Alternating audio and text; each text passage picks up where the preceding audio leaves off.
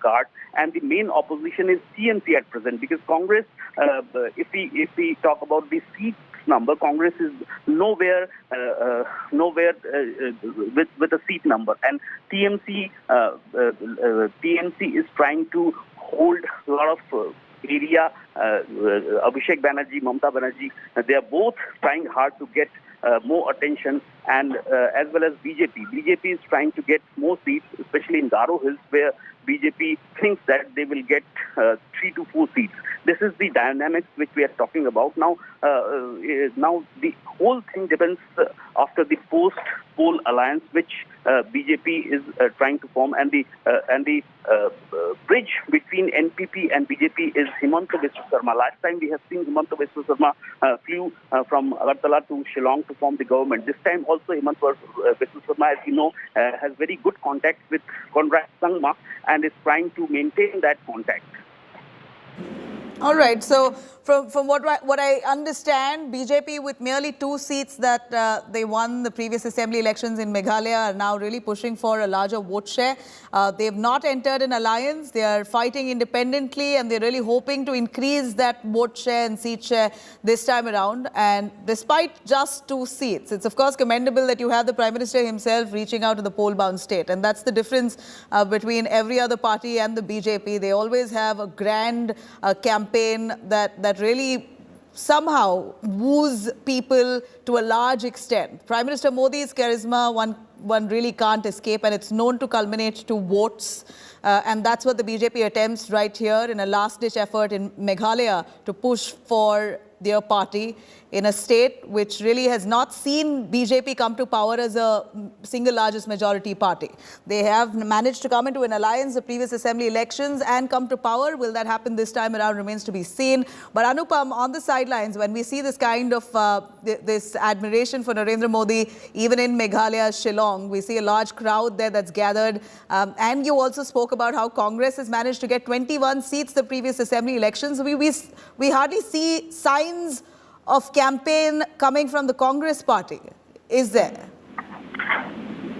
Look, we have seen Rahul Gandhi at the last leg of the campaign. He has gone there, did a campaign there. But the push needed for the Congress this time was not there, as Rahul Gandhi was busy in Bharat Jodo Yatra. He was not there initially, and last time when he went there, he did only one rally there. So the thumbs up, the motivation needed for Congress was not there, visually seen, as we are looking into. If we compare it to BJP or TMC, we have seen Mamata Banerjee going twice there. Abhishek Banerjee is going at least 3 to 4 times there, and even Prime Minister Narendra Modi is holding rally and roadshow in Shillong, and that too, it's a very small state. Only 60 seats are there.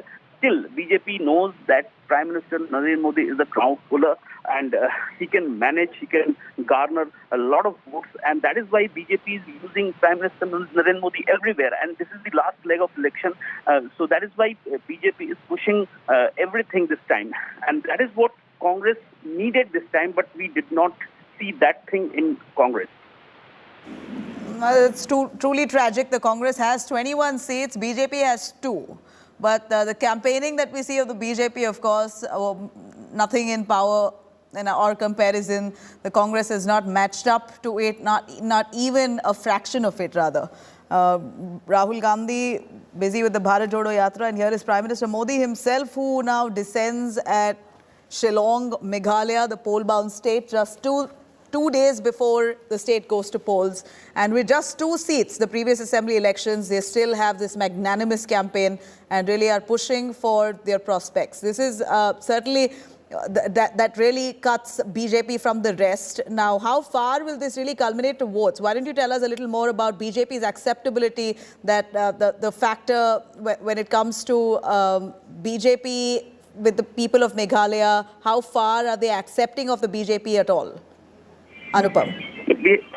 We have seen the manifesto released by JP Nadda a few days back, and in that manifesto, BJP has focused on women power, women empowerment, and they have announced a lot of things, especially for farmers. They have announced things, especially for widows. for single mothers. So they are focusing on women. And if we talk about the dynamics, if Meghalaya is known for women empowerment. Women are the most important thing in Meghalaya. They are the head of the family in Meghalaya. So BJP is trying to woo the women power, empowerment of women, and that is the best hope for BJP this time. You know, we hear a lot of developmental projects have also come up in the state of Meghalaya, and it was the BJP's push, be it the PA Sangma Sports Complex, which is funded by the centre at a cost of 120 crores, and a few other high-ticket projects that have been rolled out in that state, pole-bound state of Meghalaya. Do you think that will really influence voters towards the BJP?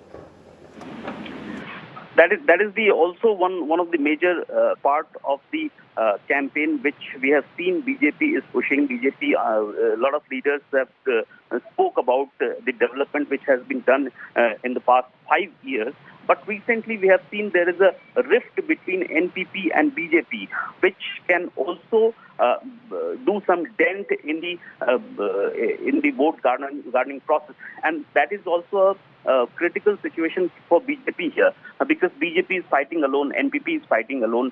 So if there will be any alliance, that will be post-poll alliance, and with this recent rift between these two parties, the only hope is Himanta Biswa Sarma, which we know that he has very good connection with Karnat Sangma. He's a very good friend of Karnat Sangma.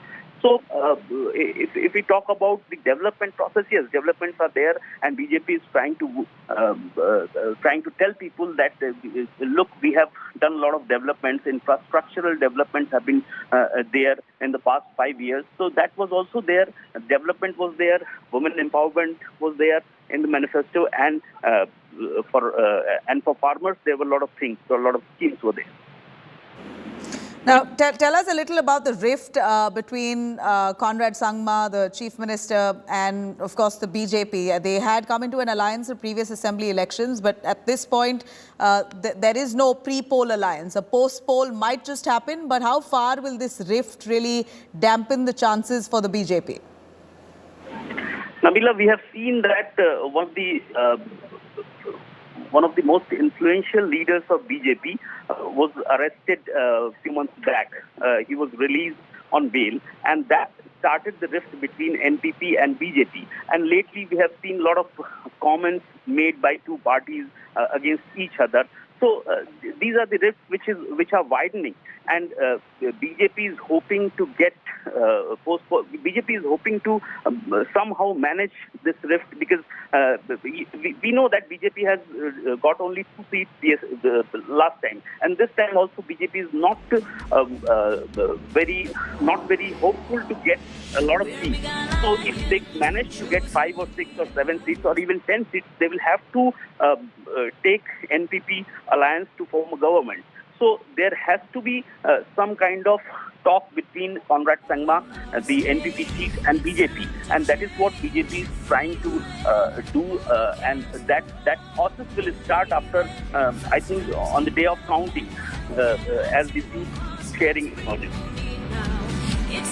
What we also know is the BJP, of course, wanting to contest all 60 seats. Are they fielding candidates in all 60 seats and fighting independently? Exactly. BJP is fighting alone, and they are fighting for 60 seats. So they are hoping to get as many seats as they can, because the rift is there. The rift is widening. If they get a lot of seats, then this rift won't be there. And there are a lot of other parties also. TMC is there, Congress is there. A lot of regional parties are also there. So there will be a lot of combinations, a lot of permutations after the counting, after the seats was counted.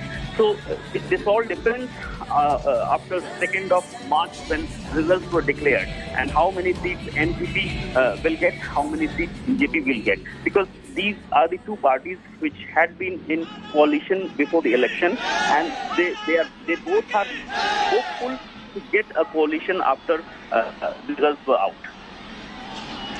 Yeah, so you have also TMC in the mix at this point. How far will the TMC be able to make inroads? Is there any possibility? We see that Congress has managed 21 seats in the previous assembly elections. BJP, you said, has managed barely 2. But yet this kind of pompous celebration and campaign that Prime Minister Modi indulges in, it might just change the tide, will it? I hope you are all enjoying it. We have spoken with a lot of TMC leaders. Last time we know TMC did not get any seats. TMC was not there. By default, TMC came into the picture.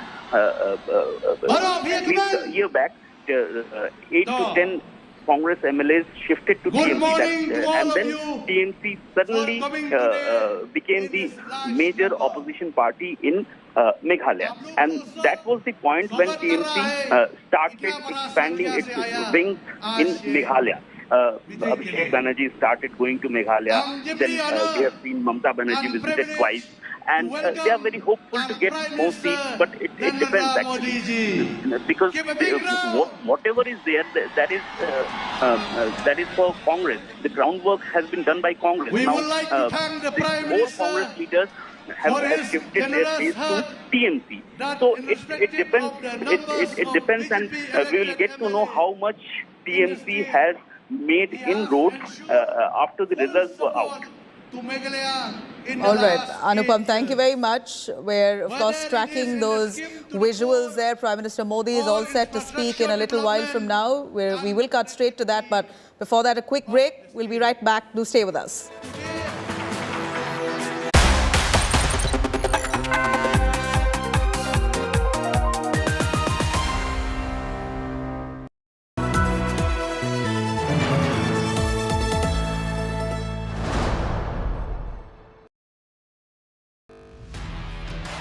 Over 3 decades, Business Today has delivered news, views and analysis like no other. Now, Business Today presents the future. Could I request Mr. Arun Puri, our Editor-in-Chief, to come up on the stage with the Finance Minister as we unveil the anniversary issue of Business Today. This is the 31st anniversary of India's #1 news magazine. BT produces a cover with an AI avatar of Pichai on its 31st anniversary issue. Visit businesstoday.in/subscribe and subscribe now.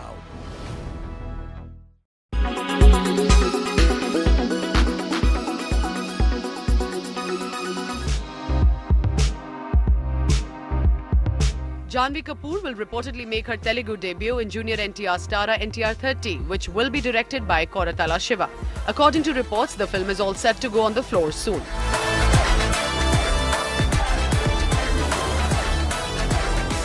Janhvi Kapoor will be next seen in Bawal opposite Varun Dhawan, which is touted to be an intense action drama. She also has sports drama titled Mr. and Mrs. Mahi in her kitty. Janhvi Kapoor was last seen in Millie, which was a remake of the Malayalam thriller Helen. Welcome to Doom's Kitchen. Can I take your order, please? Whereas Junior NTR's previous release RRR has emerged as a pan-India blockbuster. The film has grabbed many awards, including the Golden Globes, Critics' Choice, and has also been nominated for the Oscars in Best Original Song category. Besides NTR 30, he also has NTR 31 in his kitty.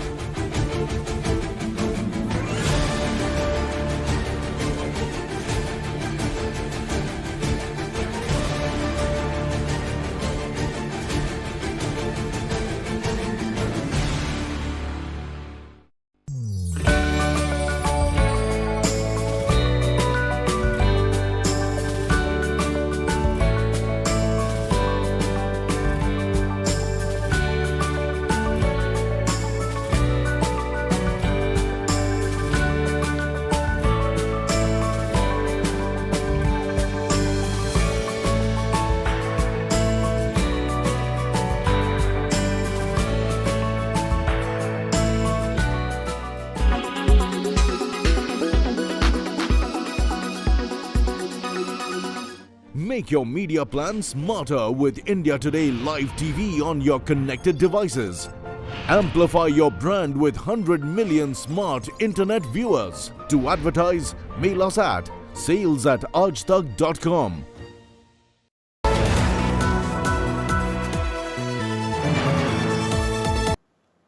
Prime Minister Modi in Shillong. He's speaking to an audience there. Let's cut across. Natural beauty. The music of Meghalaya is lively.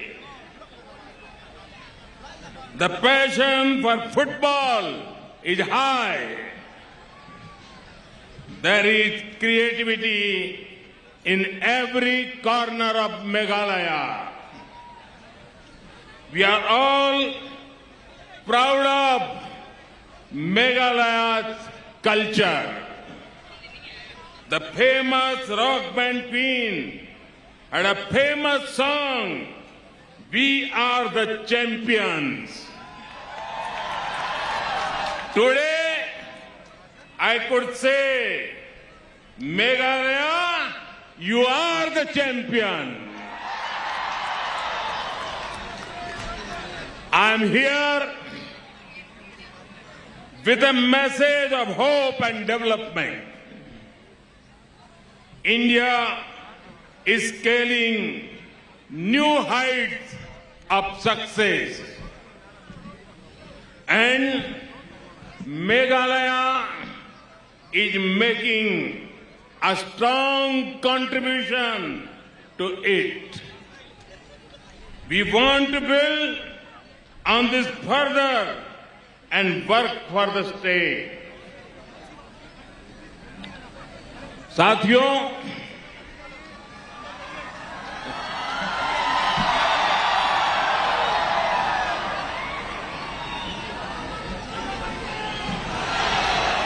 मुझे पहले भी कई बार आपके बीच आने का मौका मिला है, लेकिन आज जिस प्रकार से शानदार और जानदार ये रोड शो आपने किया है, मैं तो जा रहा था तुरा, लेकिन मुझे आज रुकना पड़ा आपके बीच में शिलोंग में। भाइयों बहनों, आपका ये प्यार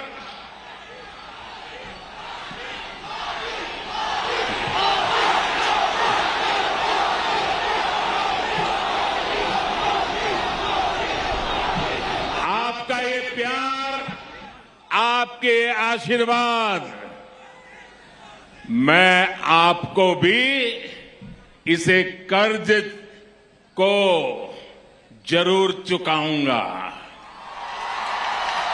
और इस प्यार का कर्ज, ये आशीर्वाद का कर्ज मैं मेघालय के विकास करके चुकाऊंगा। आप सबका कल्याण के कामों को गति देकर के चुकाऊंगा। आपका ये प्यार, आपके आशीर्वाद कभी बेकार नहीं जाने दूंगा। युवा हो, बुजुर्ग हो, मैं देख रहा हूं इस बार यहां के रोड शो की गूंज, इसकी तस्वीरों ने देश के कोने कोने में आपका संदेश पहुंचा दिया है।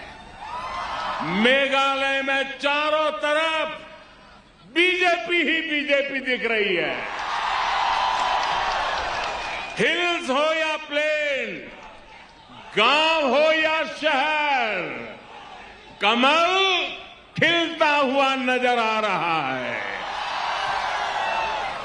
मैं देख रहा था कुछ लोग जिनको देश ने नकार दिया है, जिन्हें देश अब स्वीकार करने के लिए तैयार नहीं है, जो निराशा की गर्त में डूब चुके हैं, वो आजकल माला जपते हैं, माला।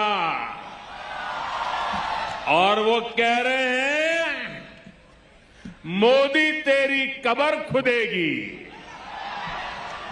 ये निराशा के गर्त में डूबे लोग ये कह रहे हैं, माला जपते जपते कह रहे हैं मोदी तेरी कब्र खुदेगी। लेकिन देश कह रहा है, हिंदुस्तान के आवाज कह रही है, हिंदुस्तान का हर कोना कह रहा है, मोदी तेरा कमल खिलेगा, मोदी तेरा कमल खिलेगा। देश की जनता इस प्रकार की विकृत सोच वाले, विकृत भाषा बोलने वाले लोगों को करारा जवाब देगी, मेघालय और नागालैंड में भी देने वाली।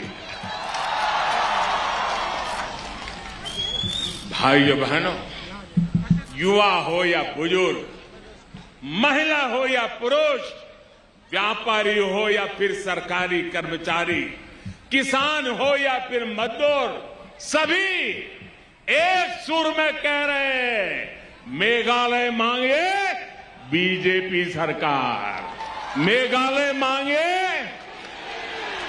मेघालय मांगे, मेघालय मांगे।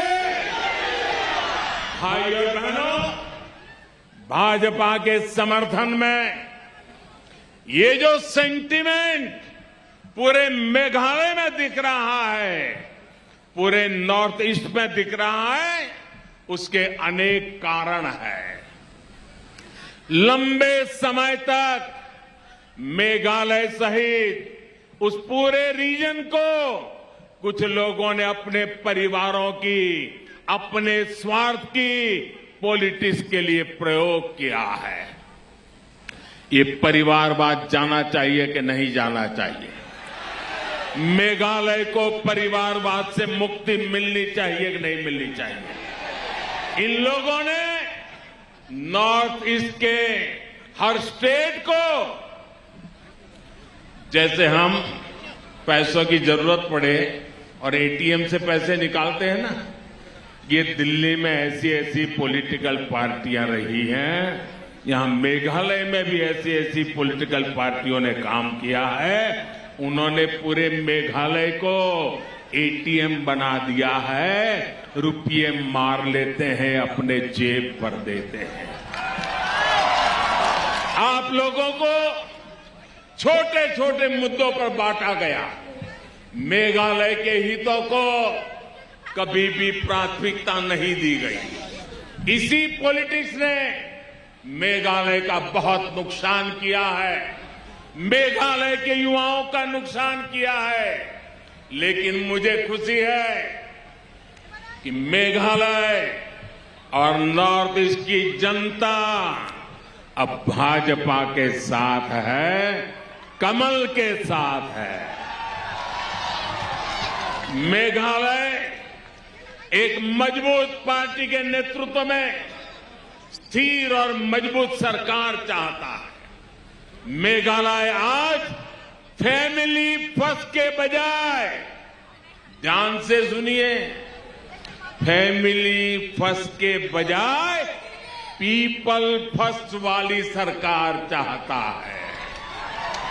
चाहता है ना? चाहता है ना? इसलिए कमल का फूल आज मेघालय की मजबूती, मेघालय की स्थिरता, मेघालय में शांति का प्रतीक बन गया है। भाइयों और बहनों, पहले की सरकारों ने अपने स्वार्थ को प्राथमिकता दी, मेघालय के हितों को नजरअंदाज किया है। अच्छी सड़कों का अभाव, रेल कनेक्टिविटी का अभाव, अच्छे एयरपोर्ट्स का अभाव, ऐसे में नॉर्थ ईस्ट का विकास कैसे होता? बीते 9 वर्षों में केंद्र की भाजपा सरकार ने नई परिस्थितियां बनाई है। अब मेघालय का नॉर्थ ईस्ट का भाग्य बदल रहा है, बदलने वाला है। हम इस बदलाव के लिए आपके पास आए हैं। हमने मेघालय की, नॉर्थ ईस्ट के लोगों की बेसिक चुनौतियों को कम करने पर जोर दिया है। नॉर्थ ईस्ट आज भारत की एक्ट ईस्ट पॉलिसी का मजबूत पिलर बनता जा रहा है। ये ट्रेड और टूरिज्म का बहुत बड़ा सेंटर बनता जा रहा है। इसलिए मेघालय के लोग कह रहे हैं, मेघालय के लोग कह रहे हैं, मेघालय मांगे, मेघालय मांगे बीजेपी सरकार, मेघालय मांगे, मेघालय मांगे, मेघालय मांगे। साथियों, आज मैं शिलांग में एक नई शुरुआत अनुभव कर रहा हूं। पूरे रास्ते पर मैंने देखा है, मेघालय में बीजेपी की सरकार होगी तो दिल्ली से मुझे आपकी सेवा करने में और आसानी हो जाएगी। क्या आप मुझे सेवा करने का मौका देंगे? आपकी सेवा करने का मौका देंगे? आपके कल्याण के लिए काम करने का मौका देंगे? मेघालय के विकास के लिए मौका देंगे? आप सभी इतनी बड़ी तादाद में यहां आए, मैं फिर से एक बार मेघालय का सर झुका करके प्रणाम करता हूं, नमन करता हूं। मेरे साथ बोलिए, भारत माता की, भारत माता की, भारत माता की। बहुत बहुत धन्यवाद।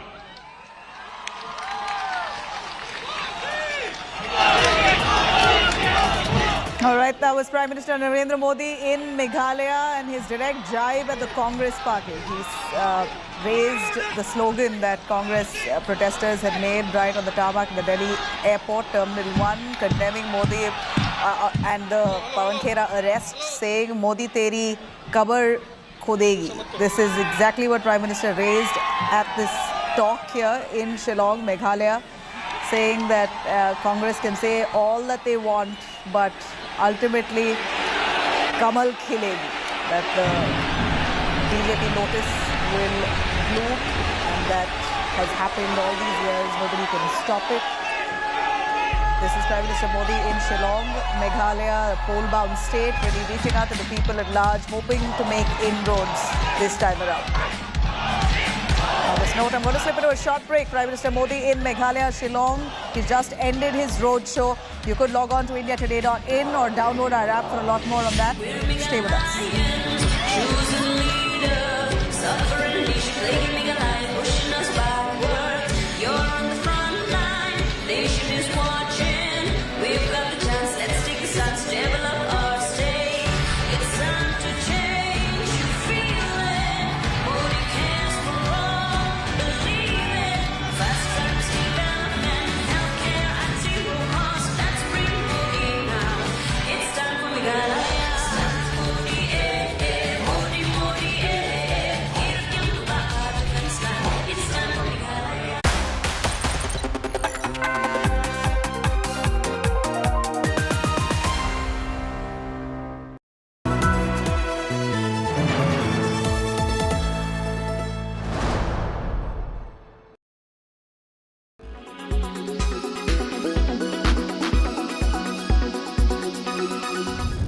Sukesh Chandrasekhar bawling his eyes out inside his jail cell in Delhi's Mandoli jail.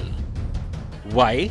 Because his VVIP luxury jail stash has been taken away after an elaborate raid in his jail cell. This is CCTV footage of the raids conducted on Sukesh Chandrasekhar after officials received an input that the con man had gathered luxury goods and enjoying himself in the jail. 7 to 10 officials can be seen entering into Sukesh's jail cell. Sukesh, dressed in a white t-shirt with a black sleeve, is seen standing next to his mattress. Officials then spread out. One of them goes and checks the washroom. Another searches Sukesh for any phones or goods hidden in his pockets. They then go through all the goods, moving aside bags, rummaging through books and the bed covers. And guess what they found? A whopping 1.5 lakhs in cash, Gucci slippers, and 2 pairs of jeans worth over 1 lakh rupees. All of it seized now, and the moment officials made their way out of this cell, Sukesh is seen breaking down and weeping as he then goes towards his belongings to check what's been taken.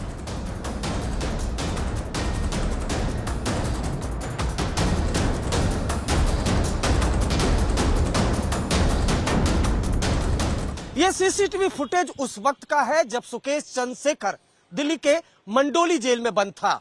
उस दौरान jail प्रशासन को सूचना मिली थी कि सुकेश के पास एक बार फिर से सुख सुविधाएं पहुंच चुकी हैं। ऐसे में जब जेल प्रशासन ने सुकेश के बैरक में छापा मारा था, तब जेल अधिकारियों को देखकर सुकेश फूट फूट कर रोने लगा था। सुकेश के पास से महंगी तकरीबन 1.5 लाख की चप्पलें और 80,000 के जींस बरामद हुए थे। Remember, even in his stint in Tihar jail, it was a similar corruption racket that was busted, as Sukesh was found to be using his phone and even getting small-time actors into his jail cell. Sukesh, who is the main accused of a massive 200 crore con scandal, has been facing multiple probes over how he's bribed jail officials and enjoyed unbelievable perks behind bars. Jada, I love you. G.I. Jane 2, can't wait to see it. All right?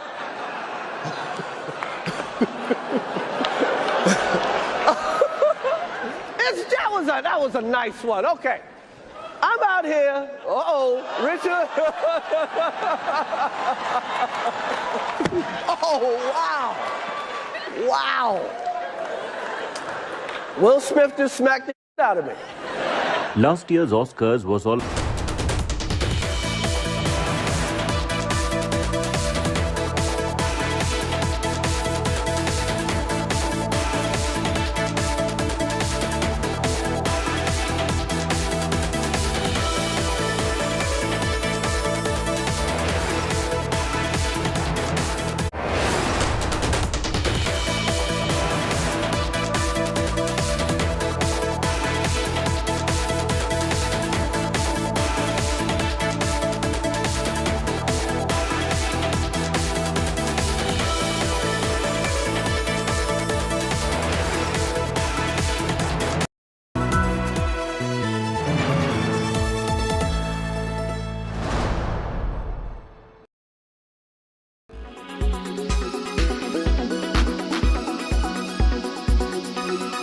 If we were being accommodative, who sent the Indian army to the LAC? Rahul Gandhi didn't send them. Narendra Modi sent them. The largest peacetime deployment in our history on the China border. And please notice, I said China, C-H-I-N-A. External Affairs Minister S. Jaishankar launches a stinking attack on the Congress. I try not to be loud. I try to get my narrative across in an elegant and effective way, maybe at times sharper than people may want. A day later, the Congress fires back, calling Jaishankar a failed foreign minister and tears into the Narendra Modi government's China policy. निजी झगड़ा नहीं है, मैं आपके ऊपर कोई निजी आक्षेप नहीं लगा रही हूं, लेकिन हां, मैं ये जरूर कहती हूं कि आप इस देश के सबसे फेल्ड फॉरेन मिनिस्टर हैं। The Grand Old Party on Wednesday gave a long list of what it called were failures of the diplomat turned politician. Indian administration को अपना आधा एडमिनिस्ट्रेशन पूरा हो चुका है। इंडिया में यूएस का एम्बेसडर नहीं है। श्रीलंका में चीनी इंटरफेरेंस है, भूटान हमसे दूर हो गया है, बांग्लादेश ने चीन को कॉक्स बाजार में सबमरीन बेस बनाने को कह दिया है। बांग्लादेश आज हमसे इकोनॉमिक पैरामीटर्स में बेटर कर रहा है, चाहे वो पर कैपिटा इनकम हो या जीडीपी ग्रोथ रेट हो। The blistering face-off comes in the backdrop of Rahul Gandhi questioning Jaishankar's understanding of geopolitics. उसको समझना चाहिए, उनकी बयानबाजी आती रहती है, मैं देखता हूँ एक्सटर्नल अफेयर्स मिनिस्टर बोलते रहते हैं, कहना नहीं चाहिए, मगर शायद उनको थोड़ी अपनी समझ गहरी करनी चाहिए। I'm not suggesting I'm necessarily the most knowledgeable person, but I would have a fairly good self-opinion of my understanding of what is out there.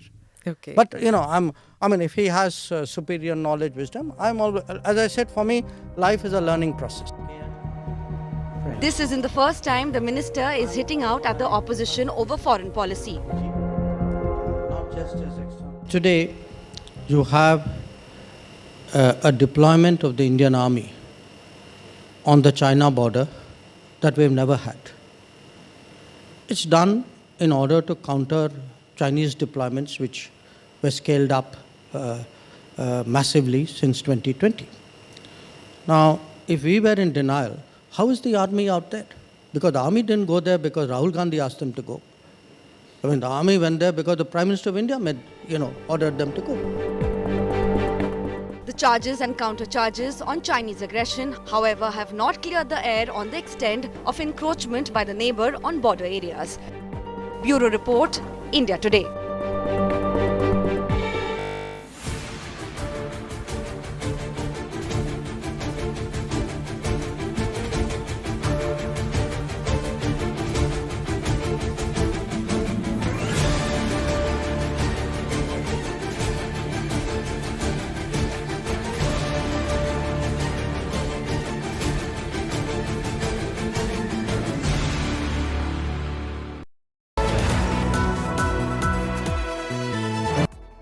Gift well with Sleep Well.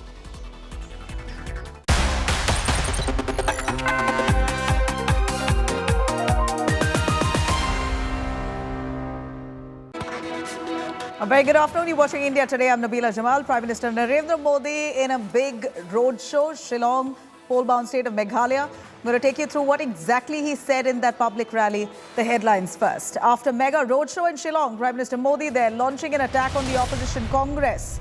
Says Congress, in fact, chanted slogans that Modi, your grave will be dug, but India knows and India has shown how Modi and his lotus will bloom.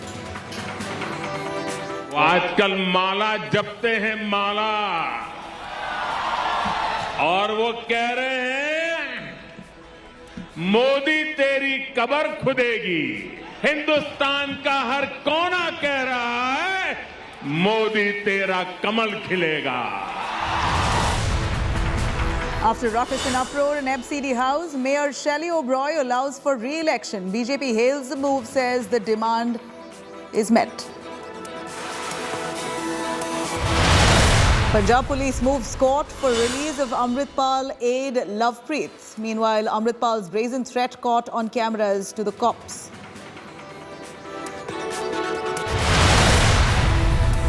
Conman Sukesh Chandrasekhar remains brazen after his jailhouse luxury was exposed. Says nothing illegal in family gifting expensive clothes. If I can afford it, what's your problem?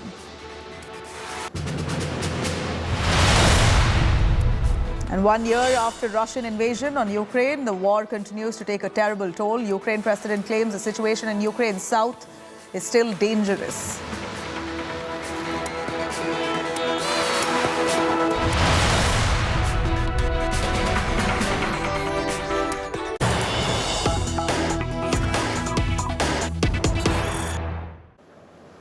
All right, Prime Minister Modi there hitting out at Gali politics. Prime Minister slamming the Congress over their grave taunt that they spelt out right while they were at that tarmac, Delhi Terminal 1, when Pawan Khera was arrested. The Congress netas sat in protest on the tarmac, chanting slogans saying, Modi teri kabar khudegi. This was exactly what the Congress netas had said, which Prime Minister has referred to in that speech in Shillong. And he says the country knows, and every corner of India has shown how Modi's Kamal khilegi, basically how the lotus will bloom. The Congress can say what they want. In fact, this slogan that was raised by the Congress party saying Modi teri kabar khudegi echoed at that Terminal 1 of the Delhi airport when Pawan Khera was arrested. And here the Congress leaders had said Modi teri kabar khudegi, while accusing the BJP of dictatorship. And Modi has referred to exactly just that. While speaking at that stage in Shillong, Modi raised this grave slogan, the taunt by the Congress, and said, India has shown how the Kamal will bloom. Listen in. लोग जिनको देश ने नकार दिया है, जिन्हें देश अब स्वीकार करने के लिए तैयार नहीं है, कुछ लोग जिनको देश ने नकार दिया है, जिन्हें देश अब स्वीकार करने के लिए तैयार नहीं है.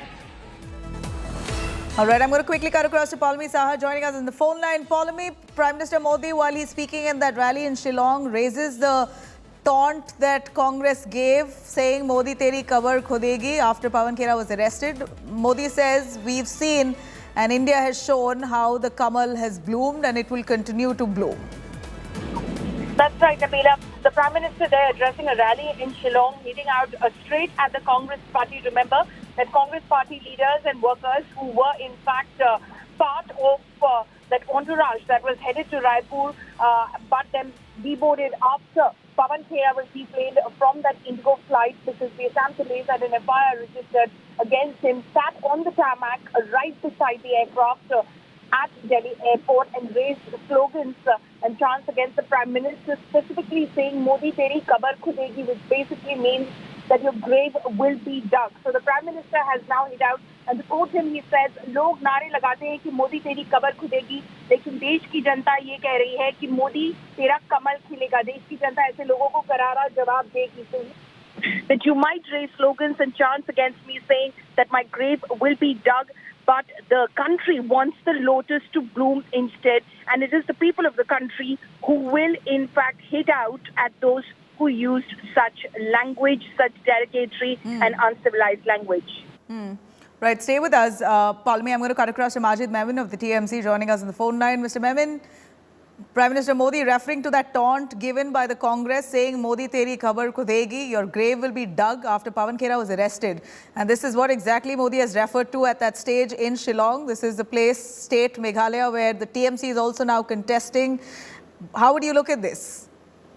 See, all during the hot poll time, now since the closure time of campaigning in Meghalaya is there, and we are just expecting in a few hours, 72 hours or thereafter, that the polling would take place. So everything is at its peak. So all kinds of slogans are being created. Some are humorous, some are sarcastic, some are satirical, and therefore, but then Prime Minister should indulge in these kinds of things, calling about that the opposition is saying that your grave will be dug, is not in good taste. You see, the Prime Minister must understand that he holds a very dignified position and he should not stoop down beyond a certain level, even if the opposition is throwing mud at him. But then it's very unfortunate that in our country, our Honorable Prime Minister stoops down to any level. And he talks about this, and he claims that the lotus would bloom in India. Well, all right, you are over and above. But you must credit Modi for the play of words, Mr. Memon. Prime Minister Modi, did refer to what the Congress had said, but look at the play of words, and that's what he's been credited for time and again on the way he orates. That's exactly what he's proven yet again, while referring to that taunt by the Congress, spun it around in his favor, saying, and it rhymes as well. He says that the Kamal khilegi, and the lotus will bloom. Let anyone say anything. India has shown and will continue to ensure the BJP's victory. So see, if an opposition party leader is some derogatory comments with regard to a political party, why should the Prime Minister take it upon himself? And why did he identify that he is at the receiving end as an individual? That is not fair. This is a political politician war. also, apart from being a prime minister, he's also the face of the BJP who is looking to make inroads in a poll-bound state. So it's natural he'll hit out at the primary opposition, which remains to be the Congress. See, either he must be addressing the people for asking for votes as the BJP leader, or he would say that as an officer of the highest authority of the Indian present ruling government, heading the central government. Then he must also understand that he has to keep certain, dignified approach towards what he's saying. But we have heard the Prime Minister talking ek sab pe bhari and all this and that, which is very unfortunate, which is very regrettable. I don't think that the Prime Minister ever in their 75 years history, has behaved in this manner, both inside the Parliament and even when addressing public meetings. And he gets offended. To you, so look at Pawan Khera's case. He should be arrested. He should be behind bars only because he made a mistake about the father's name. Is this democracy? Is this freedom of speech? Is this a fair criticism to be allowed to hold? So you think the Congress is justified in saying Modi teri kabar khudegi? No, it is not. We don't approve of such comments. We never make such comments. You tell me whether TMC leader has said anything like this, then I would be answerable to that. If Congress is making such statements only to retaliate to how the Prime Minister himself is behaving, then I am afraid that it is which.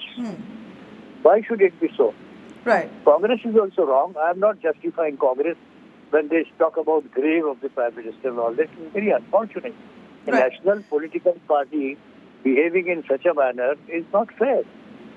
Right, Mr. Mamin, thank you very much for joining us. I'm going to cut across to Tom Vadakan, a BJP spokesperson, joining us on the phone line. Mr. Vadakan, Prime Minister Modi almost rhyming with the jibe that Congress put out, saying Modi teri kabar khudegi. Prime Minister says India desh janta hai, kamal khilegi. ये तो देश जानता है कि कमल ही खिलेगी और PM ने सही कहा. देखिए, this whole business of personal attacks against the Prime Minister has become a kind of a musical chair in the Congress. The more you attack the Prime Minister, you grow in your, you get a superior position in the Congress party. And that is the realization this has dawned. From the top leadership to down the ladder, anybody who abuses the Prime Minister is rewarded. Now, this kind of culture, if it is accepted by Congress, well, they have to face the People's Court. And this is precisely what the Prime Minister has done. He's taken it to the People's Court and he's explained, look, this is what they are saying and this is what is happening. So be what it may, I just heard the TMC representative talk about the Prime Minister's language. Believe me, you in Parliament, what did he say? Examine the statements of the Congress leadership and compare it. And in comparison, where is the provocation coming in? They have threatened him all the way down the line. And then they say, well, it is the Prime Minister's fault. He's gone to the People's Court.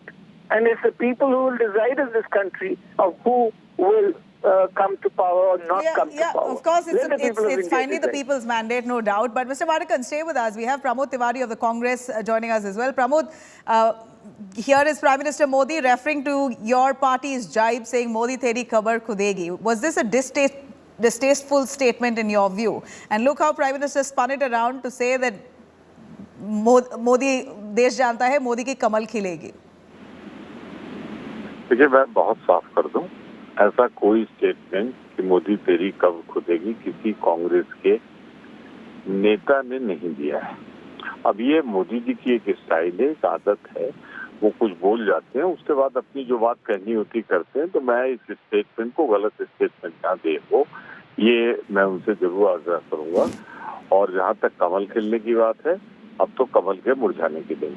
जी प्रमोद तिवारी जी, वहाँ पर तो tarmac पे आपके रणदीप सुरजेवाला, केसी वेणुगोपाल, सुप्रिया श्रीनेत, इतने सारे तो लोग थे जब ये चांट्स वो कह रहे थे कि मोदी तेरी खबर खुदेगी। आपने देखा नहीं है वीडियो? किसने नहीं, मैंने ना वो वीडियो देखा है, किसी गैर जिम्मेदार आदमी ने कहा होगा। इस सब बातें खबरों में की हम लोग नहीं करते, कोई बड़ा नेता नहीं करता है।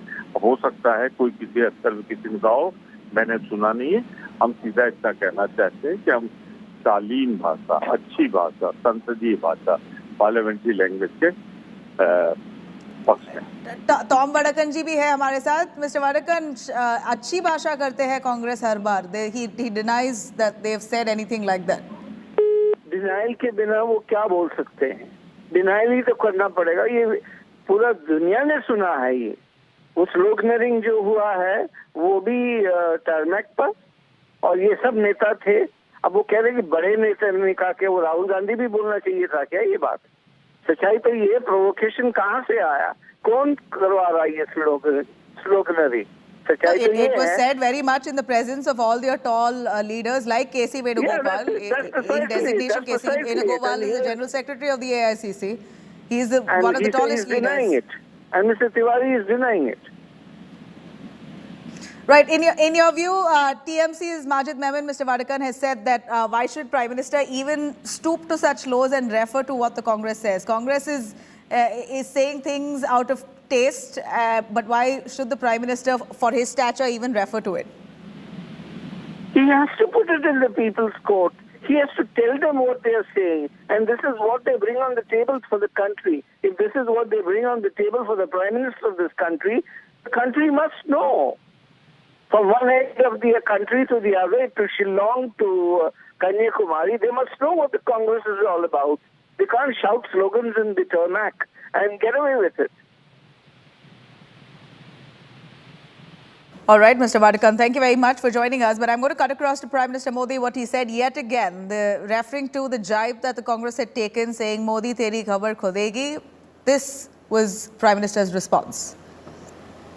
लोग जिनको देश ने नकार दिया है, जिन्हें देश अब स्वीकार करने के लिए तैयार नहीं है, कुछ लोग जिनको देश ने नकार दिया है, जिन्हें देश अब स्वीकार करने के लिए तैयार नहीं है, जो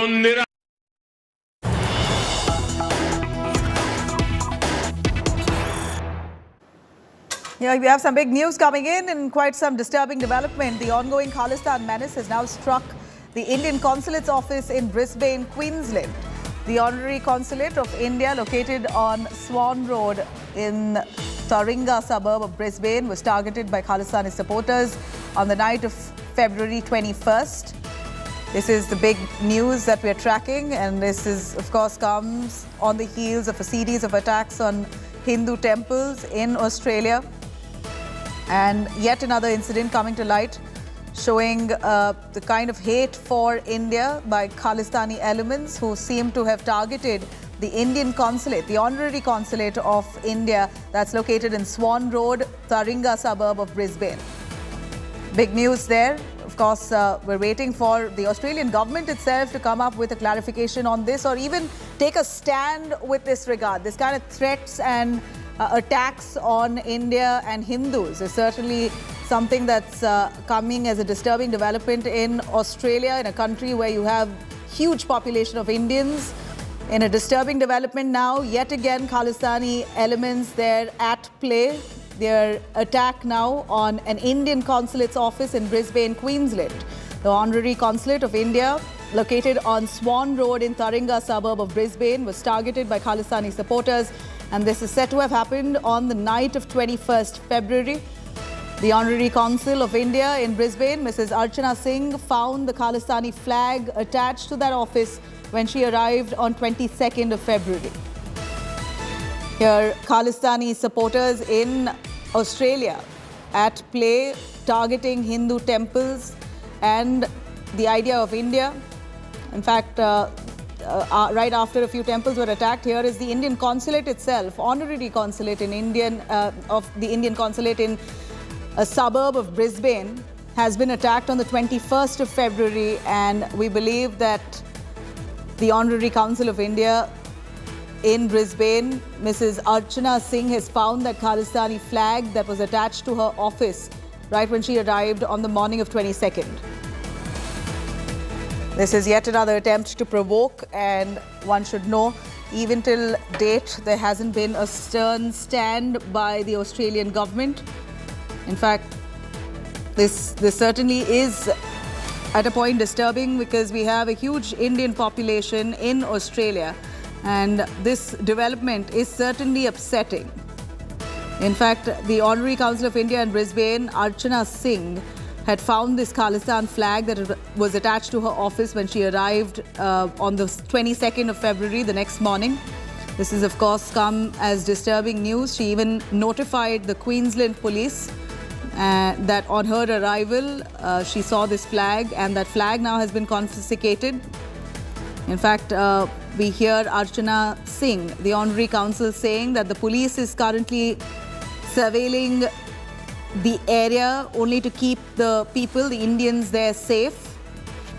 We have strong faith in police authority. This is precisely what Archana says, Archana Singh, who's the Honorary Council of that Indian consulate there. Let me cut across, though, to a reporter joining us from Australia, Jitard Bharadwaj of Australia Today. Jitard, yet another provocation, an attempt made by Khalistani supporters, and a flag that was found at that honorary Indian consulate in a suburb of Brisbane. Again, I'd like to ask you, has there been any stand by the police of Melbourne, the Australian government on this? How are you taking it? See, as of now, police and the authorities are very tight-lipped. They are not saying anything in terms of in which direction their inquiries, their investigation is going. We have talked to a couple of our sources within Queensland government. The multicultural department is saying we stand with Hindu community and religious persecution has no place in Australia. But these mere words I have heard from New South Wales, I have heard them from Victoria. Probably after 2.5 months of menace of Khalistani goons, these empty words don't resonate well with Indian Hindu community, Australian Indian Hindu community here. Maybe in Melbourne, Sydney, or Brisbane. Right. You know, you say that they're tight-lipped, but is this not illegal? If this happened to a local Australian, what would have been the response of the police? See, a response has to be, initially the graffiti was done on Hindu temples' walls. Police and authorities call them graffiti. However, when certain targeted graffiti happens to Jews community or Islamic community, same police authorities, same political authorities act very swiftly. So it's kind of surprising and kind of very distressing that Hindu community, Australian Hindu community, is treated in certain way, and other communities are treated really well.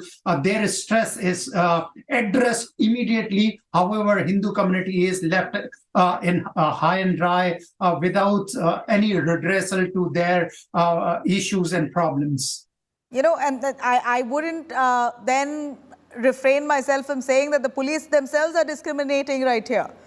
If they have to take action, you got to take action. Illegal activities got to be cracked down on, irrespective of who's doing it.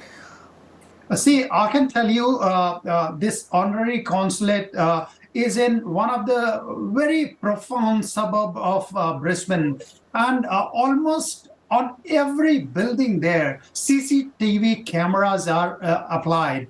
So it's not very hard for police to find out who has put that provocative Khalistan flag on Indian consulate. So it's just a matter of political will, or probably direction to police officers, police constabulary.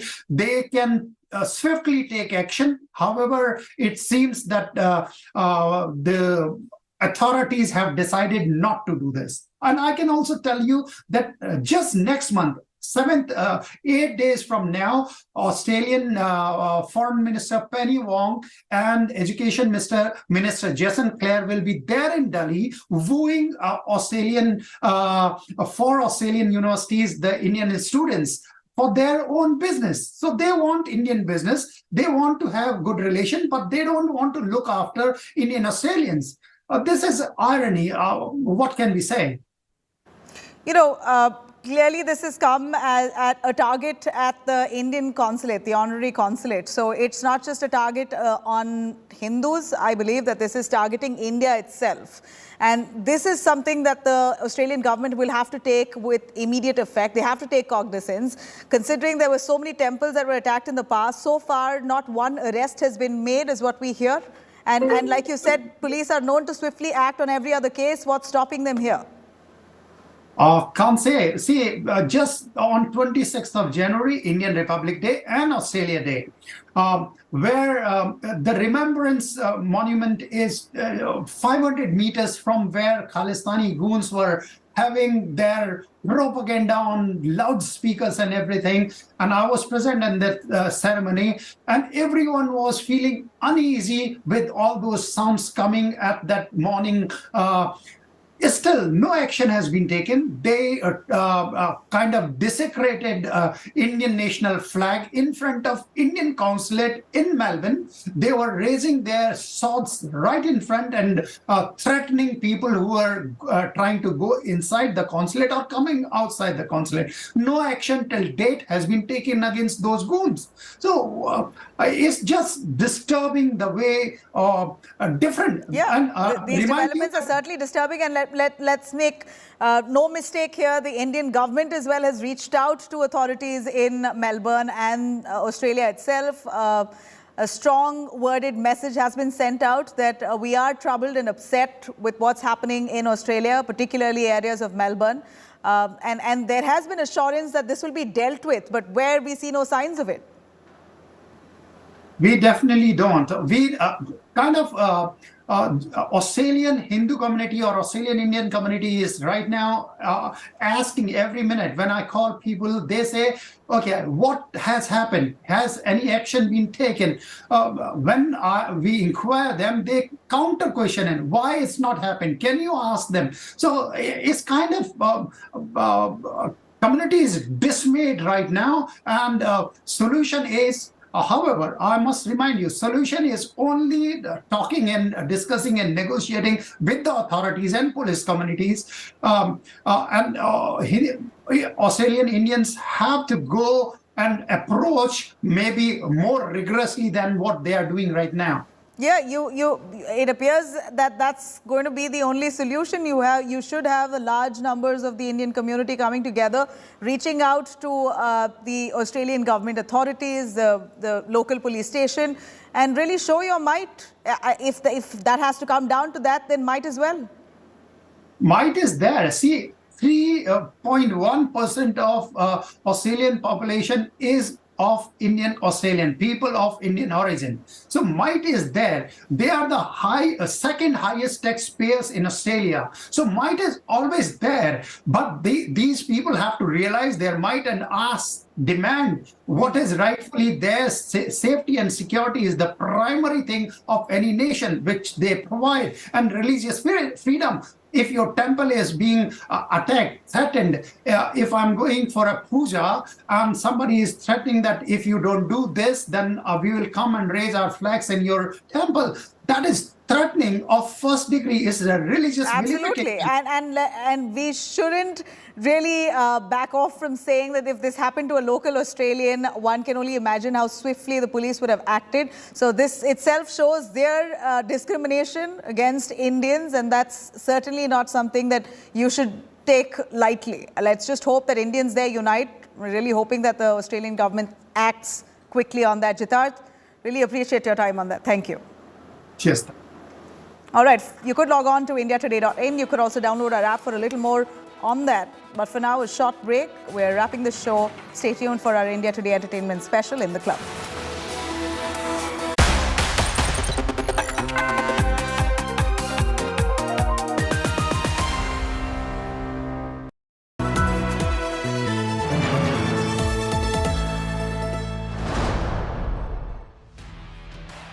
Over 3 decades, Business Today has delivered news, views and analysis like no other, chronicling India Inc.'s journey through time. Now, at 31 years, Business Today presents the future. Mission 2047, Road to India at 100. With Indian industry's biggest stalwarts and an exclusive interview with Google CEO Sundar Pichai.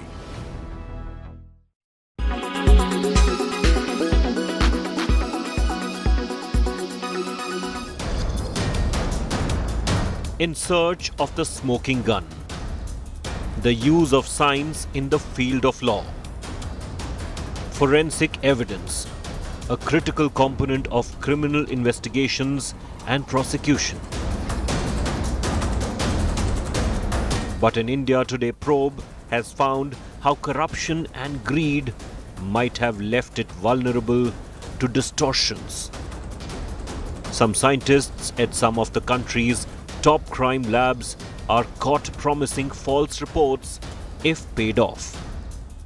Following a tip, our undercover reporters visit the forensic science lab at Varanasi. Suresh Chandra heads this facility as its deputy director. Our journalists posing as agents of a fictitious murder suspect met him twice. Suresh Chandra offered to manipulate the forensic report in favor of the man we told him was accused of poisoning his victim. This FSL chief demanded 10 lakh rupees for cleaning up the poison from record books.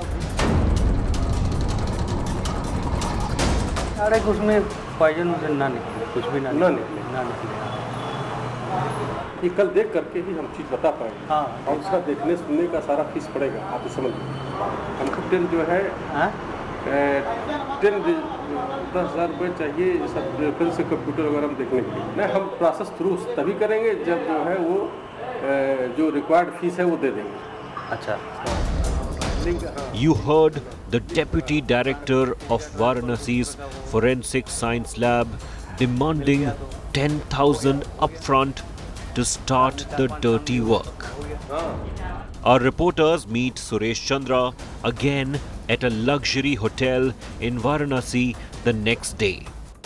The top officials of the zone's main forensic lab offers to set up a special team to forge FSL findings of viscera samples. इसमें जो है उसके लक्षण बहुत हैं poison के, उसके nail और लिप में नीला। अच्छा सर, अब जो भी आपके सामने नहीं वो आप पॉइजन के लक्षण हैं तो ऐसे में तो बड़ा मुश्किल है, तो नौकरी अपने दांव पे लगाएंगे एक्सपर्ट। सर क्या किया जाए, इसको क्या बताया? उसमें टीम बना करना पड़ेगा। अच्छा, अभी हम 2-3 आदमी, अच्छा 2 या 3 एक्सपर्ट डालें। अच्छा।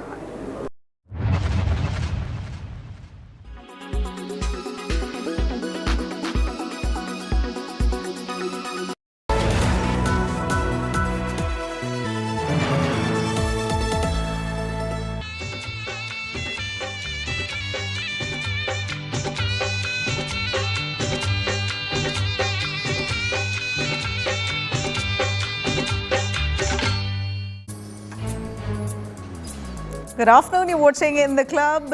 Let me take you through all that entertainment news right here. Legendary actress Sridevi. In fact, arguably one of the best in Indian cinema, most celebrated stars. The actress mesmerized many during her time with her range of performances and striking screen presence. The actress unfortunately passed away, untimely death on the 24th of February 2018. Let's rewind a little bit to take you through exactly what her illustrious career looked like.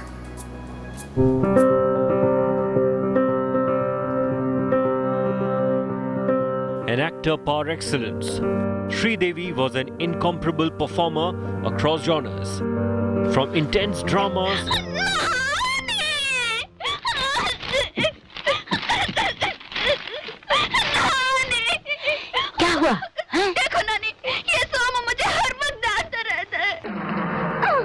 to comedy. जानी ये चाकू है, क्या है?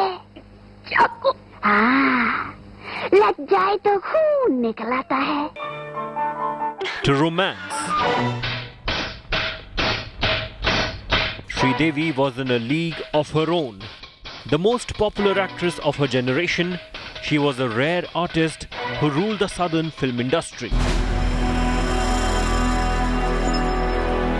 The legendary actress passed away at the age of 54 in Dubai and left behind unforgettable performances. Sridevi started off as a child artist in Tamil, Telugu, Malayalam and Kannada films. Sridevi was a star even at the age of 4. Born on 13th August 1963 in Shivakashi, Tamil Nadu.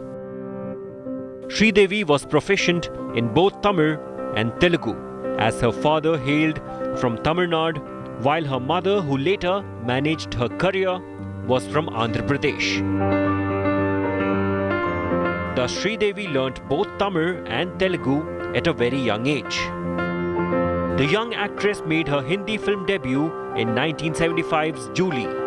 Sridevi was 12 years old at that time.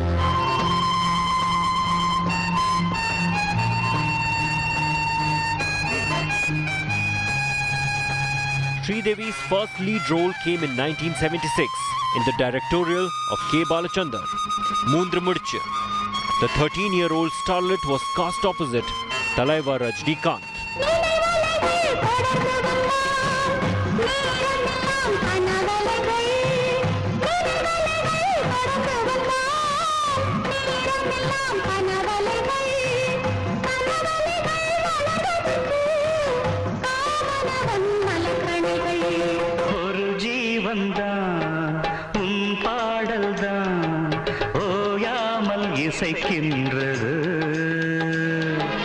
Sridevi was unstoppable. She was a teenager and yet the undisputed #1 actress in Tamil and Telugu cinema. The actress rose to superstardom courtesy her performances in films such as 1977's Padnar Vaidanile. என் மன்னன் எங்கே என் மன்னன் எங்கே நீ கொஞ்சம் சொல்லாயோ உனது மடியின் மலரே என் கண்ணிலே உள்ள 1981's Meendum Kokila opposite Kamal Hassan made Sridevi a superstar. பொன்னான மேனி கொண்டாடும் ராணி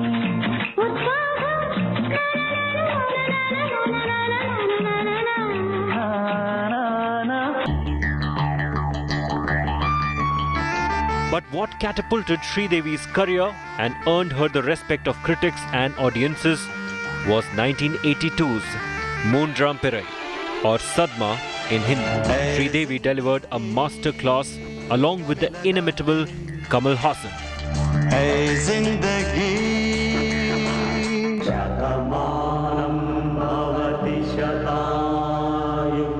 While there were multiple male stars in South, including Rajnikant, Kamal Hassan and Chiranjeevi, Sridevi was the biggest female star by quite a margin.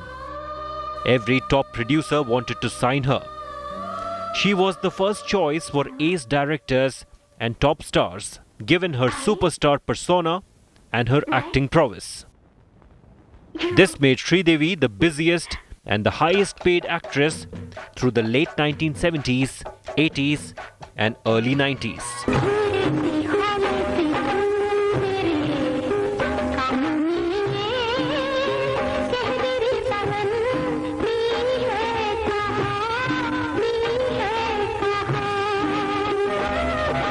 Remarkably, Sridevi also returned to Hindi films with 1978's Solva Sawan, which was her first lead role in Bollywood.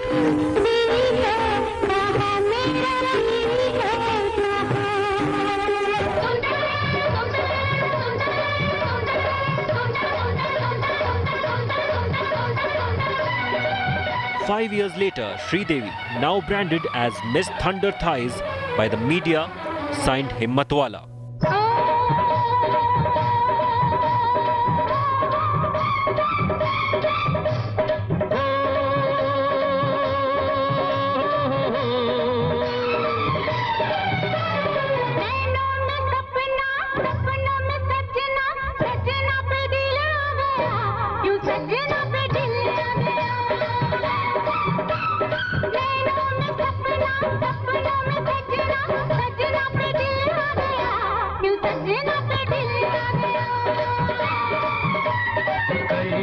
बेले देखे जवानी के रेले देखे हसीनों के मेले देखे दिल पे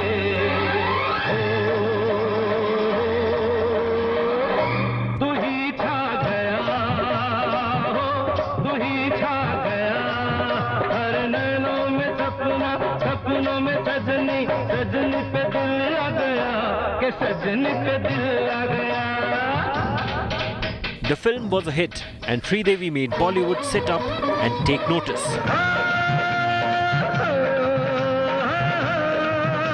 Then came 1984's Tofa and other successful films such as Naya Kadam. गोरी तेरे अंग अंग में रूप रंग के सजे हुए हैं कल से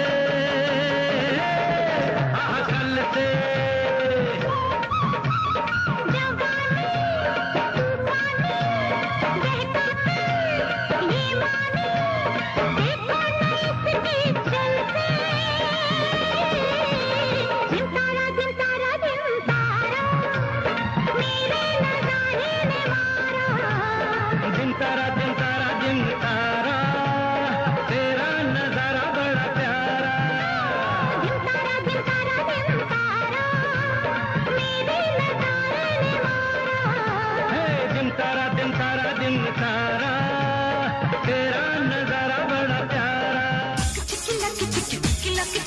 But Sridevi became Hindi cinema's #1 actress with Shekhar Kapoor's 1987 blockbuster Mr. India.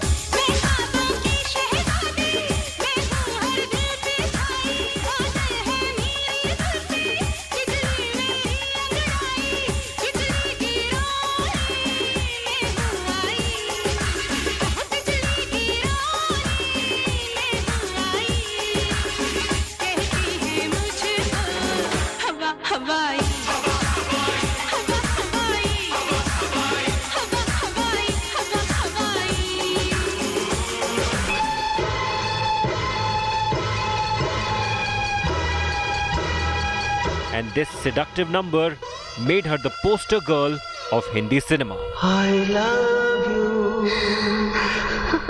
काटे नहीं कटते ये दिन ये रात कहनी थी तुमसे जो दिल की बात लो आज मैं कहता हूँ I love you. I love you. I love you. प्यार हवा का एक झोंका है जो सब उड़ा कर ले जाता है. Legendary filmmaker Yash Chopra, known for his romantic dramas. चांदनी एक रूप होता है दुनिया के लिए, एक रूप अपने लिए होता है. Acknowledged Sridevi's star power and acting credentials as he cast her in 1989's Chandni.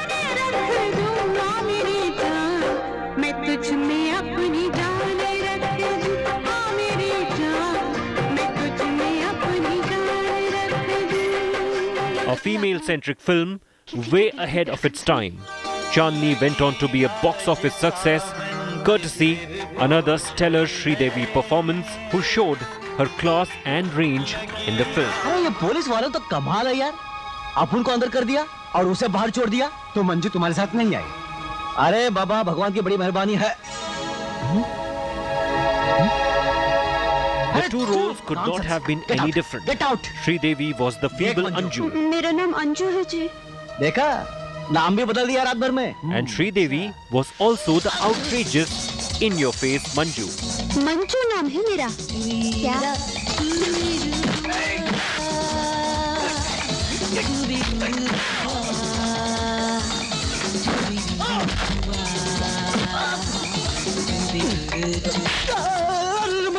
Only an actress of her caliber could essay such contrasting characters. And only an actress of her star value could have Rajnikant and Sunny Deol as supporting actors in a film where she played the lead.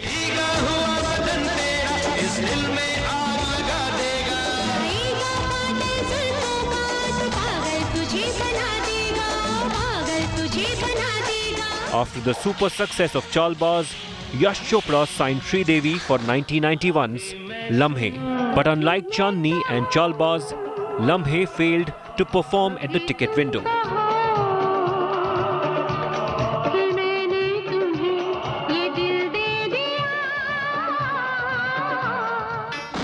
However, it is important to note that Sridevi was perhaps the only actress in her generation who could play the central character in a female-centric film and deliver a hit at the box office.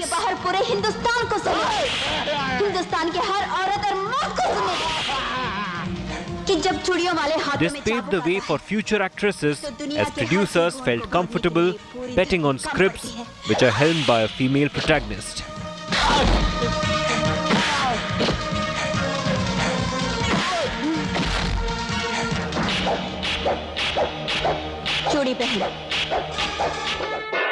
By 1992, Sridevi had already achieved everything a star could dream of.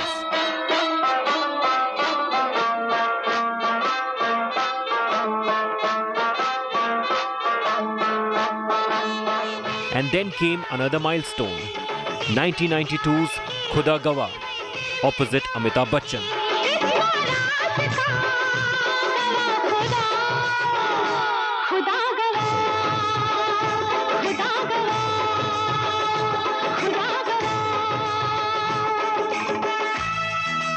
Khuda Gawah reminded fans that Sridevi could hold her own in front of anyone, from southern superstars Kamal Haasan and Rajnikant to Hindi cinema's finest actor and biggest superstar Amitabh Bachchan. Other notable films starring Sridevi in 1994 was Ladla. Understand? You better understand. लो, आ गए. And 1997's Judai. पूछूंगी देर क्यों हो गई? बोलेंगे office में ज़्यादा काम था. Meanwhile, Sridevi tied the knot with producer Boni Kapoor and left showbiz only to return to the small screen with the sitcom Malini Iyer 6 years later in 2004. But fans would have to wait for as many as 15 years for Sridevi's feature film comeback, which came with 2012's sleeper hit English Winglish. This marriage is a beautiful thing. It is the Sridevi's performance in the film cemented her legacy as an all-time great. friendship. The actress proved yet again that she could handle any character with ease and had the gift to make the most ordinary personalities seem spectacular on the screen. Life is a long journey. Mira, sometimes you will feel you're Sridevi was awarded the Padma Shri Award in 2013, and the legendary actress took a 5-year-long break and returned in 2017 with the mystery thriller Mom. This is your last chance. Mom was unfortunately Sridevi's last film, but the film as a whole sums up Sridevi's legacy. भगवान हर जगह नहीं होता है, देखिए जी. इसीलिए तो उसने माँ बनाई है. It was a challenging role that Sridevi took head-on and delivered yet another masterclass. As Sridevi's mother Rajeshwari Ayyappan's instrumental, the title of the film held great significance in Sridevi's personal life. As her mother, Rajeshwari Ayyappan was instrumental in making her India's most popular and loved actress. Sridevi herself was a doting mother who raised her daughters Janvi and Khushi with the utmost affection and care. Sridevi guided Janvi and helped her realize her dream of acting in Hindi films. But just months before her daughter's debut, Sridevi passed away in Dubai at the age of 54.